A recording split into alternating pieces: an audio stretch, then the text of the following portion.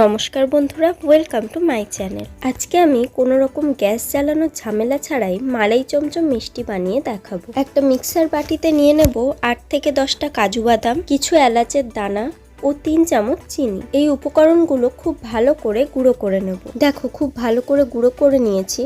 এবার কিছুটা পনির নিয়ে পিস পিস করে কেটে নেব। আমি এখানে 100 গ্রাম পনির নিয়েছি। তোমরা যতটা মিষ্টি বানাবে সেই অনুযায়ী পনিরের পরিমাণটা কম বেশি করে নেবে। গুঁড়ো করে রাখা উপকরণগুলোর মধ্যে পনিরটা দিয়েও ভালো করে পেস্ট করে নিয়েছি। পনিরটা কিন্তু ঠিক আমি যেমন পেস্ট করেছি এরকমই পেস্ট করতে হবে। বেশি পেস্ট করলে কিন্তু কাদা কাদা হয়ে যাবে, সেক্ষেত্রে মিষ্টিটা খেতে ভালো লাগবে না। এবার এর মধ্যে একটু ফুড কালার অ্যাড করে ভালো করে মেখে নেব। আমি এখানে হলুদ ফুড কালার ইউজ করেছি, তোমরা হলুদের বদলে অন্য কোনো ফুড কালারও ইউজ করতে পারো। একটা বাটিতে 1 কাপ লিকুইড দুধ নিয়েছি। এবার এর মধ্যে 1 প্যাকেট গুঁড়ো দুধ আর 1 চামচ গুঁড়ো চিনি দিয়ে ভালো করে মিশিয়ে নেব।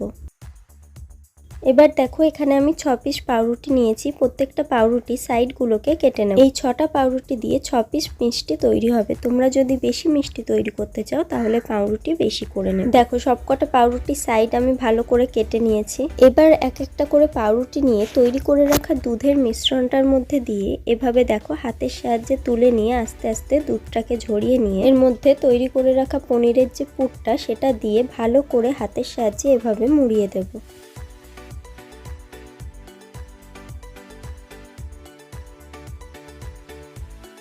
এভাবে করে প্রত্যেকটা আমি তৈরি করে নেব।